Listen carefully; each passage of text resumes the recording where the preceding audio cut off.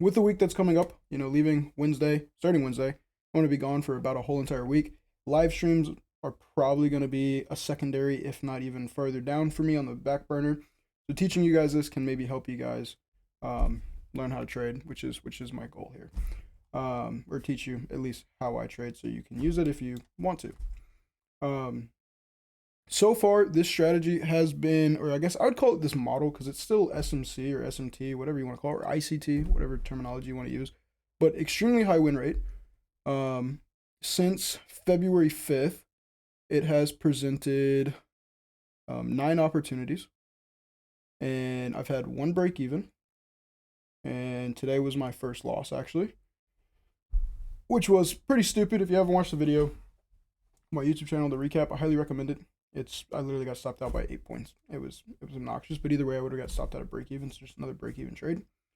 Overall though, I mean, super profitable. Not even like taking normal size. So I have been reducing size just to get like super comfortable, make sure I understand everything. And today was like that. I had said, hey, maybe we should take it. Yeah, yes, but I hadn't done the back testing, so we didn't. So it's also building trust in me and putting like my foot all the way down and going back to taking 1 to 2 minis.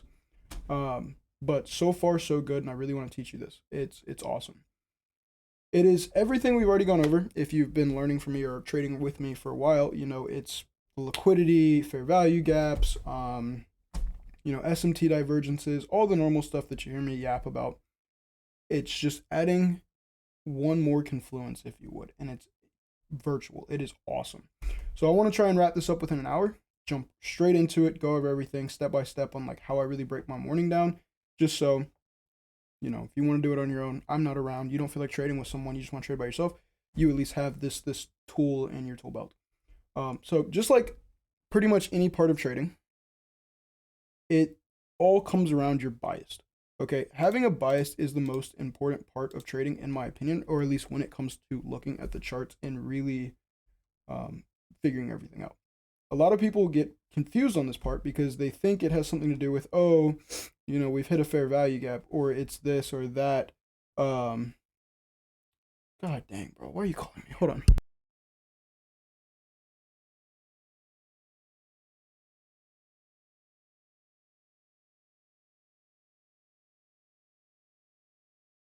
I apologize. But what was I saying? Yeah, bias, everything. Everybody thinks it has something to do with like fair value gaps, and it kind of does. But what do you do if you're not in that fair value gap? If you're not at that point, and this is where people get tripped up. Time and time again, I see people who have the most market experience or chart experience actually form better bias, and it's partly because they come from just seeing and recognizing patterns over and over and over again. Whether it be something as little as what we're seeing right here, and one of the examples we're going to break down in a second. But seeing this in the back of my head, I've seen this pattern on all different time frames, and I'm pretty confident how it plays out. That gives me, a step in the right direction, and then some other things. Before we start going into bias, I want you guys to understand the 3 ways and 3 reasons why the market wants to move, other than like, news and geopolitical stuff, which is basically news in the first place. Market wants to move because of 3 things, and you need to always remember this. 1, it wants to rebalance. Okay. And ignore my spelling. It's been a long day. It wants to seek liquidity, rebalance. I think it was or then like I'm trying to remember what the third one was. It's seek rebalancing, and then fill inefficiencies. Inefficiencies, however you spell this word. I'm just gonna put this because you guys can't bully me if I don't even try. But yeah, so it wants to do one of these. Seeking rebalance. Think of it as like seeking 50% retracement of a move, right? So this is like, we all know, hopefully by now, trends are made up of 2 things, extensions and retracements. So if we extend very far to the downside, everybody knows we're probably going to see some type of retracement to fill and rebalance the extension. Rebalance. Okay, it's really not complex. It's just understanding what part of the trend you're in, what is likely to come after this leg of the trend, a retracement or extension, and then using that as a clue to where the market wants to go. Seeking liquidity is like if we have, an exact double top on NASDAQ. Exact to the cent, to the tick. Okay. And we're pretty close to it. It's not like 120, 100, not even, man. If it's like 400 points away, what are the odds we're going to hit that in that day? Probably not very high. But if we're like, 50, 60, 70, 110 points away from an exact double top high on NASDAQ, we're probably going to want to target, which is not even spelled correctly, liquidity, right? I don't even think that's spelled correctly. But we want to target some liquidity.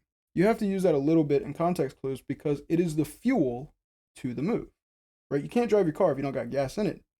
Liquidity is the gas to the market, okay? So if you're predicting a big move, or I want to see this jump 20, 30, 40 points, or, dollars, we're going to have to grab some type of liquidity. Bigger the liquidity sweep, the bigger the move, typically. And then filling inefficiencies, guys, you see this all the time. I've been in the live streams with Trying to Make It, and whether you trade with me or him, you hear us talk about this. It is the gaps. It's that simple. New week opening gaps, new day opening gaps, random imbalances between the price candle open and close that you see all the time on gold on the 1 minute, right? Every little gap where there's just nothing in X price range, whether it be 2 ticks, a tick, 5 points, whatever, it's an inefficiency. The market will want to fill these. And gaps, just like that, just like new day, new week opening gaps, fair value gaps also count as inefficiencies, right? Because they're considered gaps. There's a lack of orders in that range, right? It creates a gap. It's what a fair value gap is.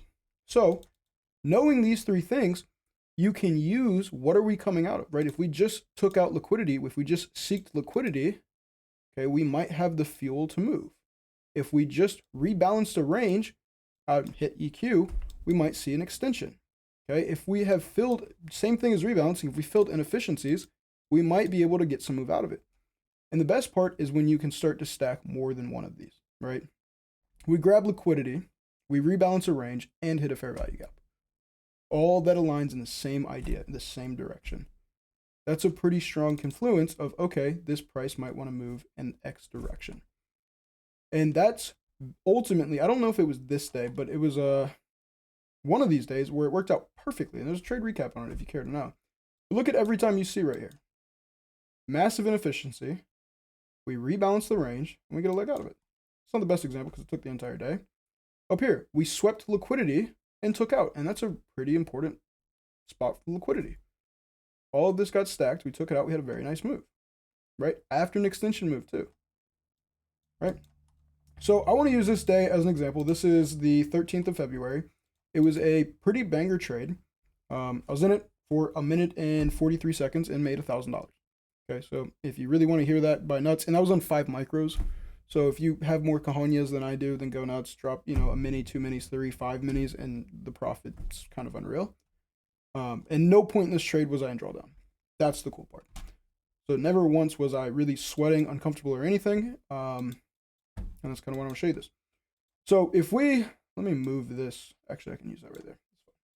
Select the bar. Let's go 9 a.m. Right when I typically start the live stream is right around 9 a.m. And this is what we come into the day and we see. Okay. I always preach, and please, please, please, if you don't do this, let this be a changing moment for your trading career. Start on the higher time frames and work your way down. Okay. You don't I don't even got to explain it. Always start on the higher time frames. You top down approach, never forget it. Always important. So right, if we look right here on the 4-hour chart, it's pretty obvious what we see. Using the 3 things, I should have saved it. I did save it. Aha. We're gonna do. Hold on, because we're gonna use this a lot. We'll call it mark make. That's what we'll call it. So if we use these 3 things, we can see 1. We probably need to rebalance this entire fair value gap. So that's 1. Okay. Are we down here in any type of inefficiency? We are, right? We are respecting this fair value gap to some degree. Now, this might be more ahead since we're on the 4-hour chart, but etc. Even if it wasn't, you can see that we are respecting it right there. Lots of key signs. Okay. Then once you have just the roughest understanding of okay, basically market structure is probably going to want to go higher. We're respecting bullish. Are we disrespecting bearish? Is the next question you have to ask yourself. And that's where you come down to the lower time frames and you look for some type of confluence or reason to believe we're disrespecting, right? This was also the day that if you look I know it's very shaded, so I'm going to highlight it. Right here, actually I can just turn this on. Right there is Asia and London session until market open. We're not like breaking structure, okay? We're not like seeing massive legs like we did the previous New York session to the downside. This is all chop, right? Would you say this is trending like on a clear 15-minute, 1 hour? No, it's accumulation. Okay, so we are chopping just in this range from Asia highs down to London lows, building a pool of liquidity on either side. And this is great. So that was like the liquidity that we're probably going to want to seek. And you can also pair that with simply the AMD model, right? If you don't know that, it's accumulation, manipulation, distribution. Okay. If you really want to add to it, and this is kind of what I'm about to teach you guys, it's AMD, next, IFVG. That's it. You accumulate, you manipulate the accumulation, and then you invert the fair value gap and distribute and catch the move. It's exactly what this trade is. The other thing that helped with this day is what I call multiple names for, but the most polite one is the basically inverse flagpole. Everybody knows that a bearish flag, looks like this, right? Key retracement, very typical trend stuff. But a lot of the times when you see the pole and then an extension, like a less of an angle, right? Decrease of slope, if you would. This is a reversal sign, okay? And if I take this and simply drag it over the price and extend this, it's exactly what we're seeing. And I've seen this pattern hundreds of times in the years I've been trading. So I came into it. Okay, we're respecting bullish. We've just had a massive extension. We're pulling liquidity. I probably want to look bullish, but at the same time, really I want to see the accumulation out of the AMD model, right? And that's that. So I'm skewed bullish, but I want to see manipulation first, right? So if I get to align perfectly with what I want to see, I would need manipulation of the lows to then look for a distribution up into the highs to then manipulate the highs and take out all the objectives up there, right? That is the first step of my morning, is to come in and literally form that bias. Typically, that's going to take anywhere from 5 to 15 minutes, depending on how obvious the chart wants to be. First step. Once you get that, then we come in and use the building blocks.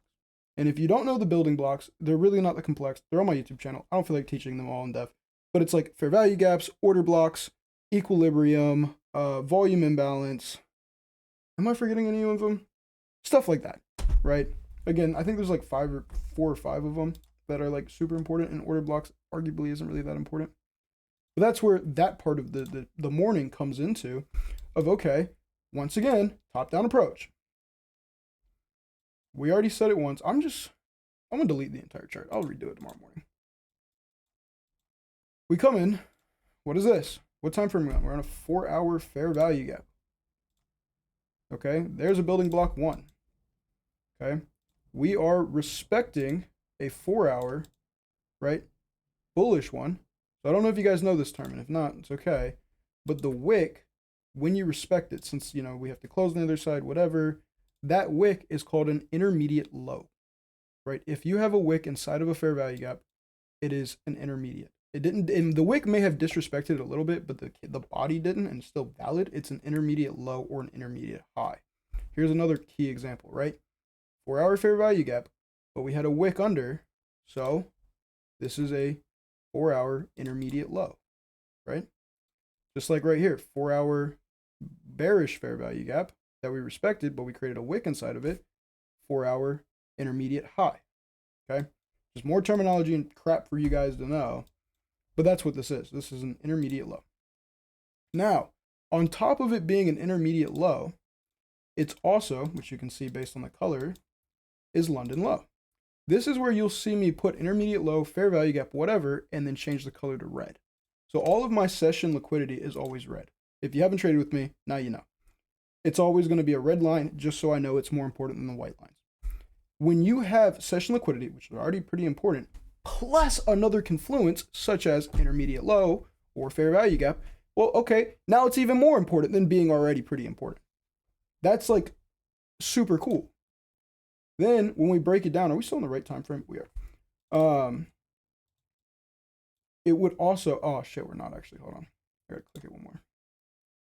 Okay, cool. It does. As long as it's pre-market, which it does technically not. Fuck. It might be this coming into the market because it's the damn replay mode.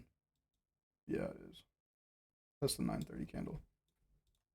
This would be considered the intermediate low, pre-market open, just shifting through the time frames. If you don't know replay mode, now you do. If you do, then you understand. Right, so that's the intermediate low.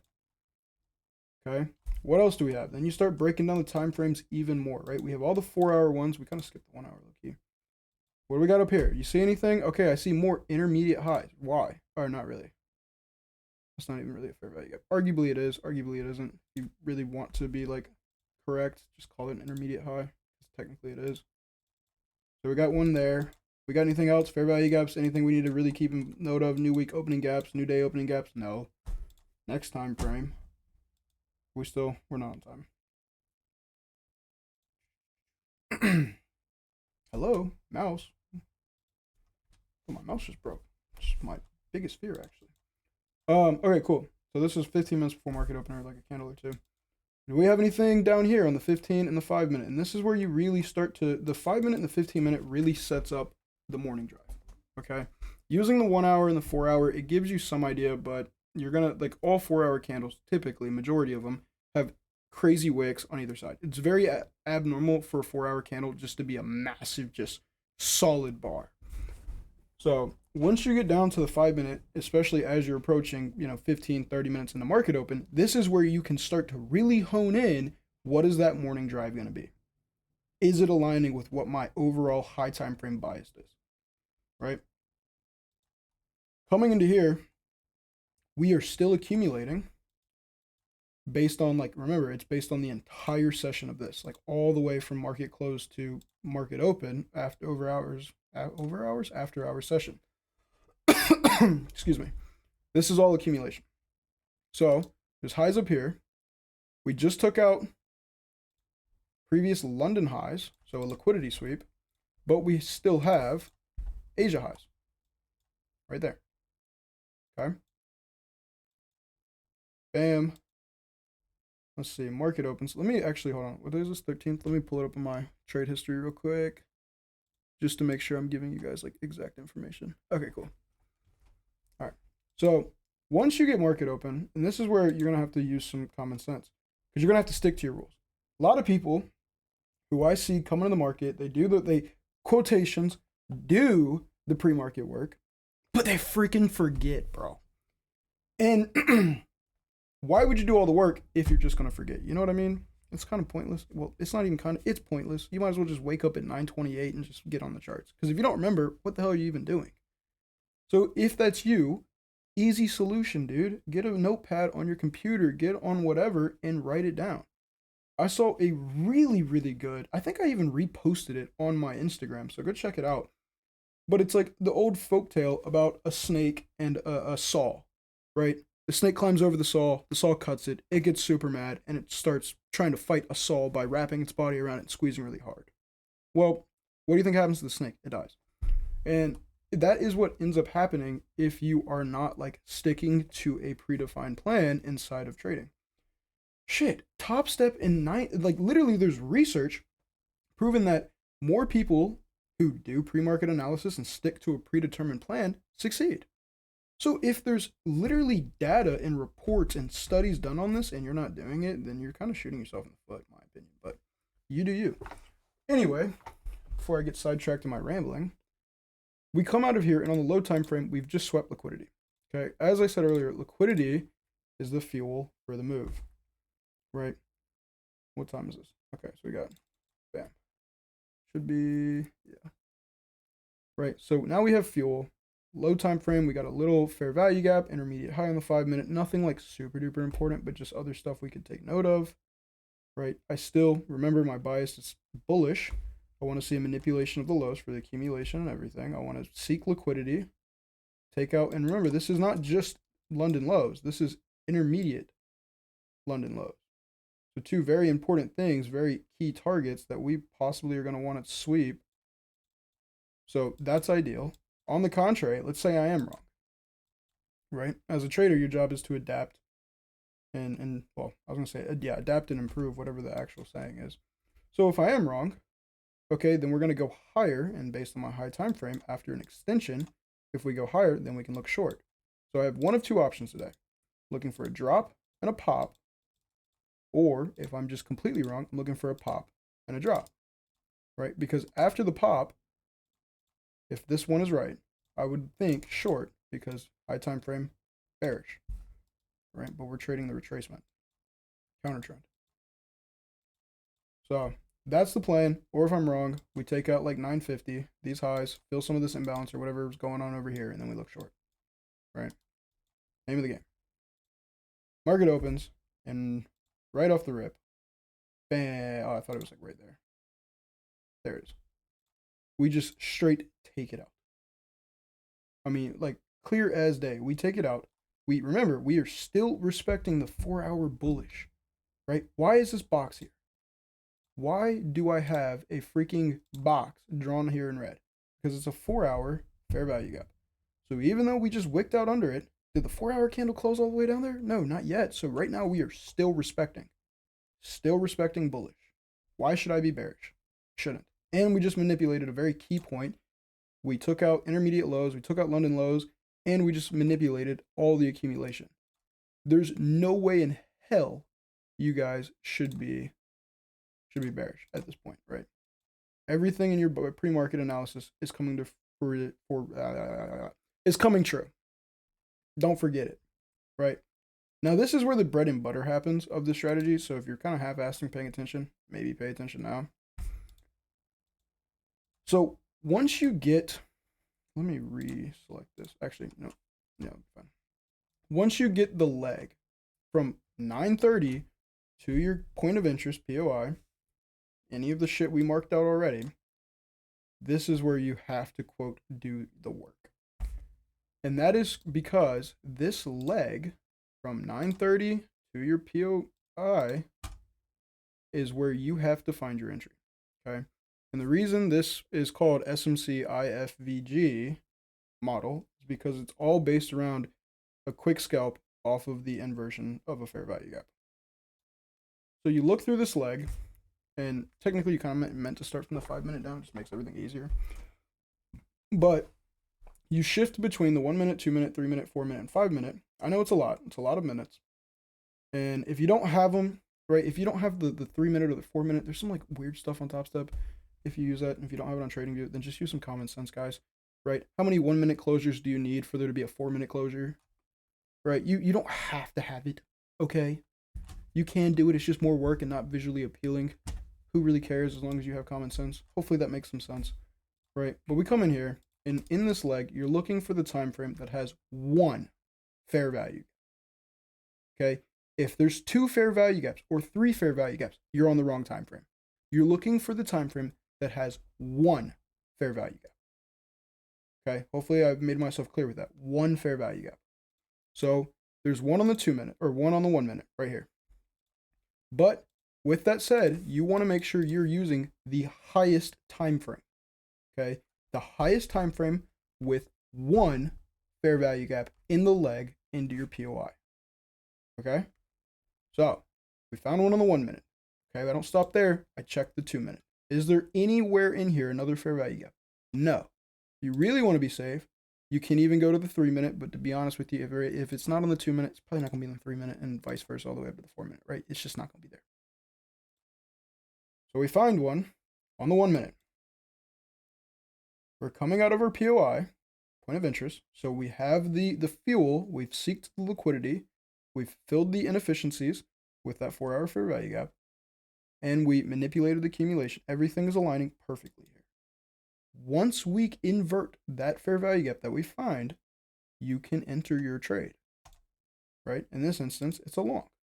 Only though, the only time you enter is if we truly candle close invert that fair value gap, right? Don't jump the gun and go, oh, well, we got 10 seconds left. I might as well just get an entry here because we're not gonna hammer candle this shit. Yeah, the fuck we will. Bro, I can't tell you how many times we see that shit. All the time. What do you think this can, imagine if this is a candle you're trying to invert and we just flip. Don't do that. Wait for the candle close. Be patient. I promise you your win rate will pay you for it. Be patient. Wait for that candle to close. Now, the other thing, another misconception, I'm going to write this out for you guys. If you find the FVG on the 1 minute, wait for the 1 minute candle. Okay? Right? So if you find it on the 3 minute, you're going to wait for the 3 minute candle to invert it. Right? Don't do, if you find it on the 3 minute, wait for a 1 minute candle to close. It just doesn't make any sense. This is false. This is correct. Okay? I promise you, and any logic you're going to give yourself about, oh, this is why I think I'm going to do it, shut the fuck up. I'm going to tell you straight up, shut the fuck up. You're wrong. Okay? If ain't nobody in this community going to tell you that, I will. You're wrong. Don't do that. Okay? You want to make money? Great. You want to be right? Fuck off. You're in the wrong community. Okay? You got to wait. I promise you, you have to wait. Let that candle close that you found that fair value gap on. If it's on the 3 minute, wait for that 3 minute candle. If you're on the 1 minute, you wait for the 1 minute. This time, it's a 1 minute candle. It's inverted. Great. You go long.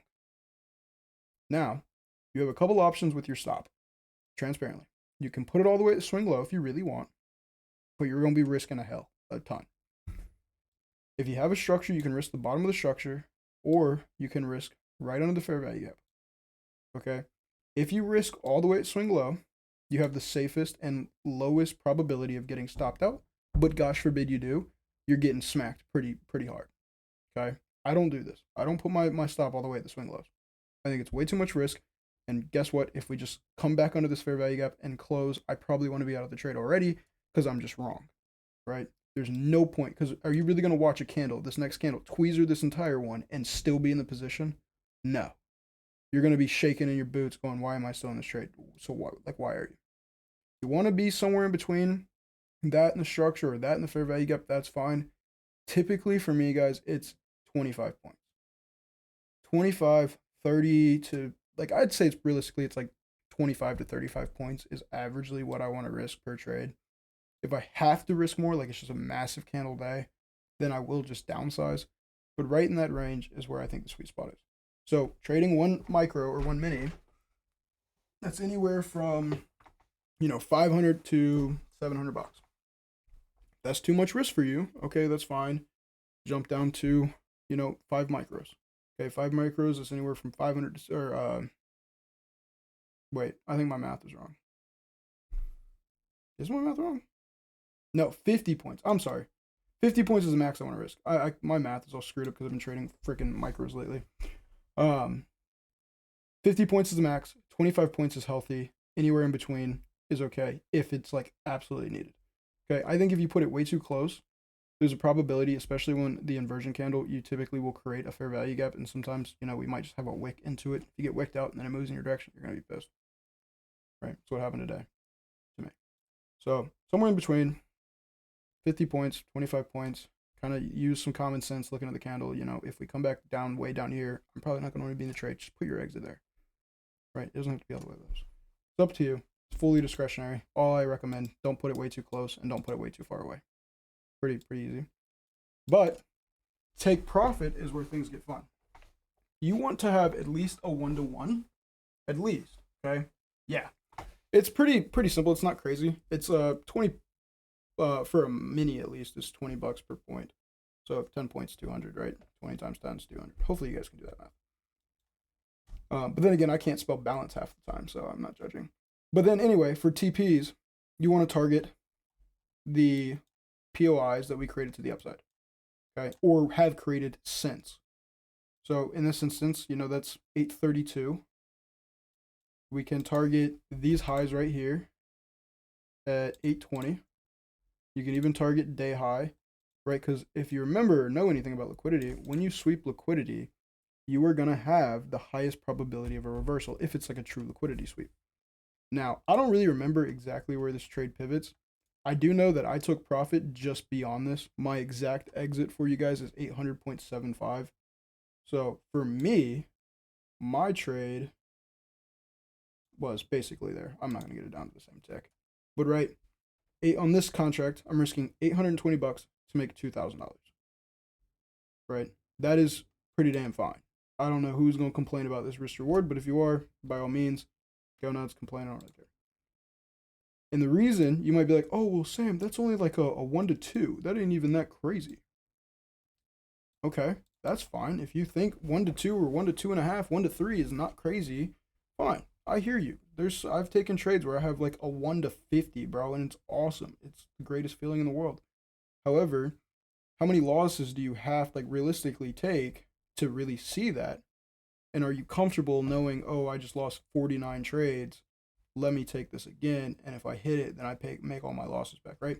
In scalping, which is what I do, guys, I'm not a like full day trader like Royalty. Royalty will enter a position in the morning and cut it right before bell. Okay, I'm in and out within like 5, 10, 20 minutes. It's very different types of strategies. If one fits you better, no hate, y'all do you, right? So in this example, or in this model, I want to target, a 1 to 1 at least, ideally anywhere from 1 to like the 1.5 to 3.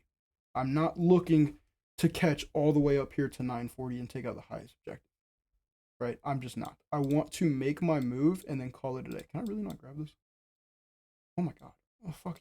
I don't want to target all the way up here. It's just like, because, we might get the pop and then drop a little, stop me out, and then we go, right? There's just no point in messing with all of that.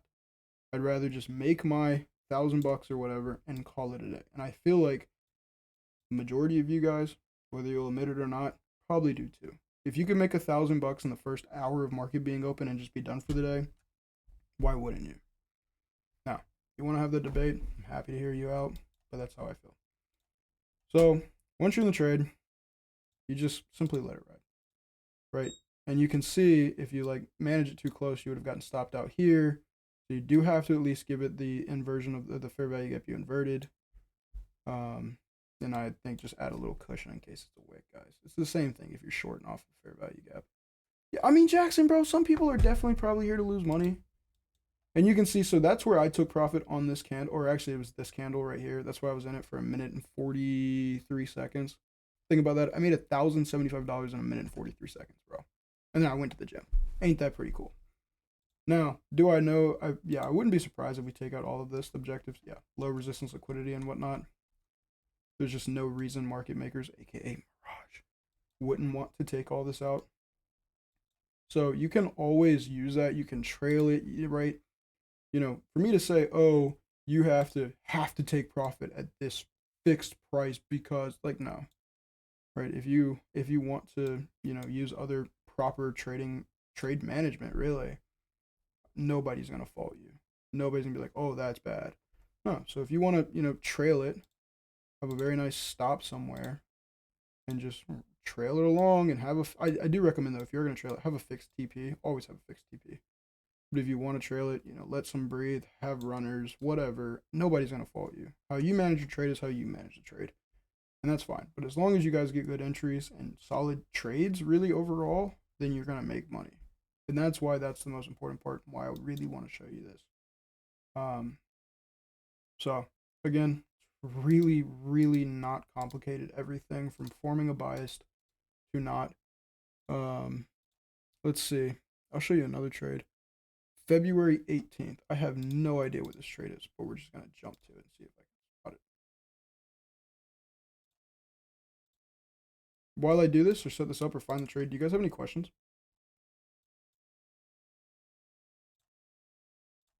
Like so far? Is bias the most complicated? God, I hate this. I'm good, just scalping M&Q while learning more. That's sick. I haven't looked at gold in a minute. Is it going up? I hope it's going up. I told my brother to buy it, so for my own reputation. God, I can't see what I'm saying, bro. My brain's cooked. All right, so to show you guys another example real quickly. And I always get questions about like, oh, how do I form the bias? I think that's the most confusing part of everything. So I want to reiterate that real quick. Always start again. Top down approach. We're gonna speed run this if you guys are cool. Okay, if you're cool with making a speed run, great. I think that might be too high of a time frame, low key. Yeah. Technically, gotta start on this bar. Okay, so what part of the trend are we in? Are we in an uptrend on this 1 hour time frame? Yeah. 4 hour time frame. Are we accumulating? Yeah. Right, because there's no real break of structure. If we even took this low, that's not really a break of structure. It's more of just a grab, right? Okay, so we're currently chopping with a low time frame or a lower time frame uptrend. Cool. Remember, let's grab that text box. I don't know why I thought I had it up there. And just look it at real quick. Okay, market wants to move one of three ways. It wants to rebalance, seek liquidity, or fill inefficiencies. Okay, so where are we coming from? We're coming from a liquidity sweep, right? If you don't even want to call it that, that is 100%. If you don't want to call that, that 100% is. Okay, liquidity sweep. There's the low, the pivot point. Okay, we got liquidity resting up here. We have all of this. I mean, if you really want to be technical, it's all of this inefficiencies right here that we're probably going to want to push into. It's literally basically the exact same thing I showed you on the 13th, where you have to fill these inefficiencies. Okay, so right there, we're coming from, we're dissipating from liquidity sweep, targeting liquidity, targeting the inefficiencies to fill, and rebalancing this leg, right? Because it hasn't been touched. 50% retracement, i.e. EQ, has not been hit. So what is my bias? Upside. I think we're gonna want to at least take out 995, maybe 113, find some, weakness in one of these fair value gaps up here. We got a couple of them, so it doesn't really matter, just one of them, right? Those are the objectives. If you want to mark them out, right, you could call this just, I mean, technically this is everything. Like, that's the cool part. Because look at this, okay? This is an intermediate high. Why? There's a 1 hour fair value gap right there. Is the wick respecting it? Yes. Okay, it's also liquidity. It's also session liquidity, right? That's a New York high. It's a 12 o'clock high from the 13th, right? So everything is stacking. We want to target upside. But now that we have a bias, we want to look for some type of entry, right? That aligns with the bias. So let's actually stay on that 1 hour for a second because it's actually kind of clear. We have, on the more zoomed in view, what do we got? We got an uptrend. Extension, retracement, extension, baby retracement, extension, baby retracement. Cool. Maybe we need to grab some liquidity, right? Where are we going to target on the low time frames? Same thing. So session indicators are always important. Technically, this is London low. It's a little abnormal, so sometimes I will just be like, oh cool, that's low resistance, and you'll see this be like white. Because technically it's not session, but it kind of really is, right? It's low resistance. And of course, we got more down here. What day of the week is this? Let me make sure I'm not lying to you guys real quick. Okay, yeah, I'm not lying to you. My bias is actually true because I did take a long this day.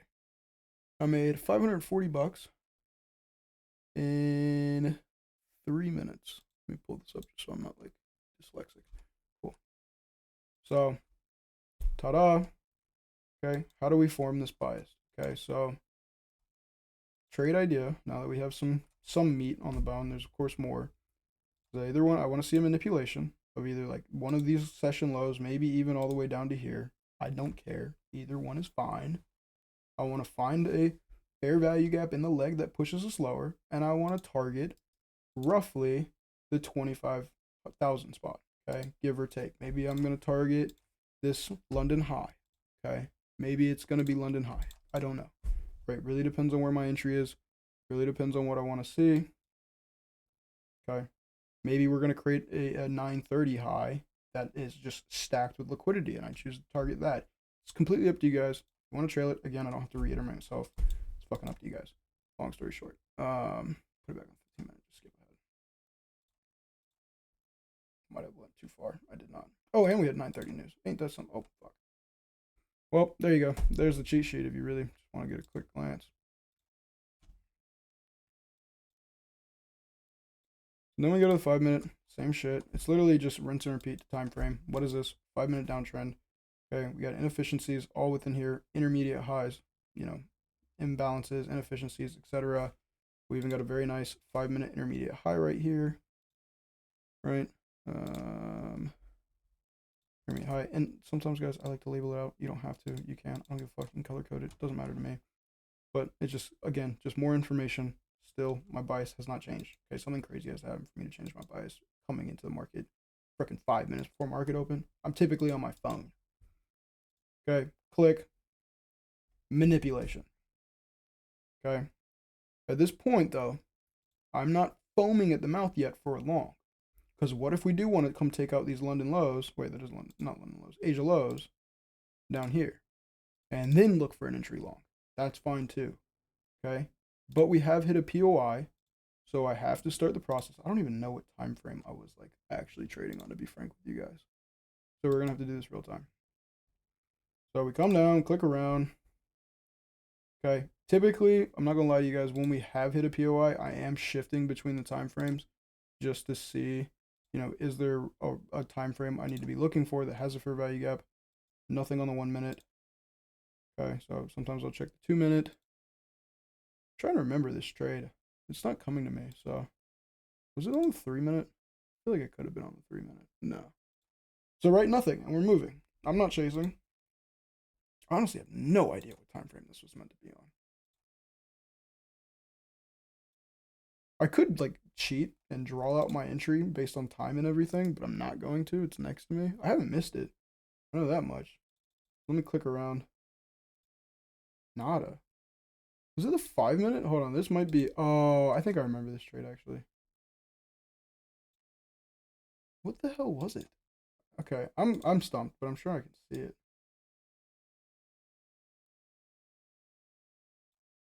Nothing yet. Right? So I'm still like, this is what I do in real life, like real time, bro. I shift through the time frames. Bam, nothing. Absolute rip. There it is. I do remember this day actually because I explained it based on the strategy or the price movement and the trade recap. Because I was like, a lot of the times you'll see liquidity sweep, impulse move, retracement to building block, and then you can look to be long out of it. Even though we didn't have a building block, it's the same structure, right? I remember that because I actually did it like this in the example in the recap. Yeah, that's the trade. Right, so what this was is we hit the point of interest.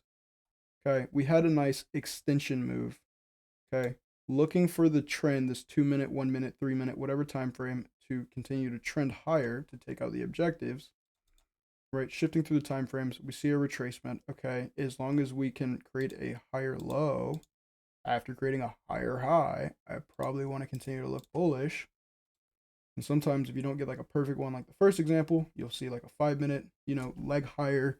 Then you get like a 2 minute retracement, low time frame retracement. And on that retracement, you'll see a fair value gap get created. That inversion of it can be like the breakout, right? To trade the continuation of that higher time frame trend, which is exactly what this is. It's actually a really good example that I chose to show you guys this one. Same thing though, same entry criteria and everything. It's a 2 minute fair, or yeah, it is 2 minute fair value gap. You gotta wait for the 2 minute closure. Okay, so that's right here. Okay, stop can be. I probably wouldn't put it there. What if we wick down and fill this fair value gap? Well, in hindsight, so somewhere 25, 30, 35 points. Okay, and then I want to target my objectives. So right here, what this is a 5 minute intermediate high, I think, wasn't it? A 5 minute intermediate high. Low-key have been bread and butter lately. Bam. Right, target here. You can target all the way up here. What is this risk to reward? So 1 to 2. I'm fine with that. That's plenty of money for me. 73 points to make my profit 30 minutes into my day and then call it a day, right? Hindsight, because I don't want to replay it. Bam. Absolutely rips. Now, I am curious for my own personal sake, do we go take out those highs? Oh yeah. This is the day we just absolutely rip, isn't it? Yeah, it is. I remember this. We just absolutely take out every single objective, every single one up here, and fill the daily time frame fair value gap. Right? But it's the same thing. Does this make some sense to you guys? Like, actually, don't lie to me. If you're like, nah, bro, this is confusing as hell, I ain't gonna be mad. You're like, nah, this ain't for me. I trade options. Yeah, this is recording Ludo. I'm gonna put it on YouTube. I might edit some of it, chop up, just take out some of it. But yeah, it's recorded. But yeah, if you guys will be honest if this is making sense or not, that'd be great for YouTube's sake.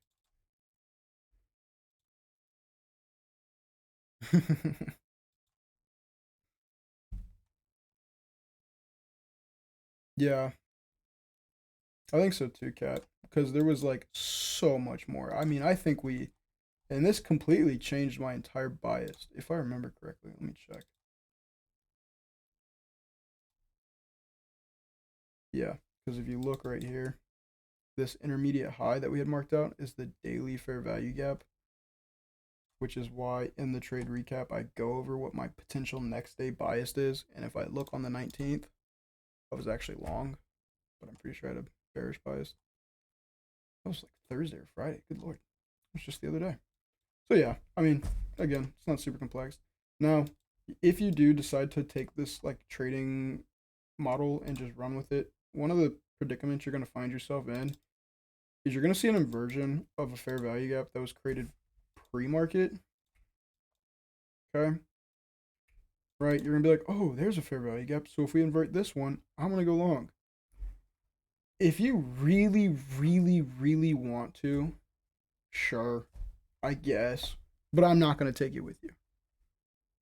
All right. It's just like, it's not for me. It's not the way that I've back tested and seen this work. Okay. If you want it in writing, let's say you're more, I forget what the like actual learning type of mind is, but if you want it in writing, okay, it's form biased pre-market. Okay, there's gonna be jot notes, so write them out if you want. Form biased pre-market, drop time frame, find POIs, so point of interest, right? Intermediate high, fair value gaps, whatever. Of course, Ripple. I'll catch you maybe tomorrow. Drop time frame, find point of eyes, POIs. Okay. Let's say market opens. Look for drop slash rally, I guess, into POI. Shift between 1 minute to 5 minute. Make sure you understand that it's 1 minute, 3 minute, 2 minute, 4 minute, all the fucking time frames in between 1 and 2, or 1 and 5. Okay, shift between to find the time frame with the leg, or with one FVG in the leg into the POI. Okay, stay on that same time frame. Wait for a candle to close and invert the FVG. Enter. Target other POIs in the trade direction. Look for I realistically like 1-to-1, 1 to like 1.5. You're not targeting anything crazy. That's the moral of the story. 1 to 2, etc. Right? Don't look for something crazy. Okay. It's a high win rate, low, or I guess lower, like risk to reward, instead of low win rate, high risk to reward. Okay. I don't know if that makes sense. So, if you want to screenshot that, if you want to write this down, do whatever. I'll make it easier. If you are using like a computer notes, I just threw it in the chat.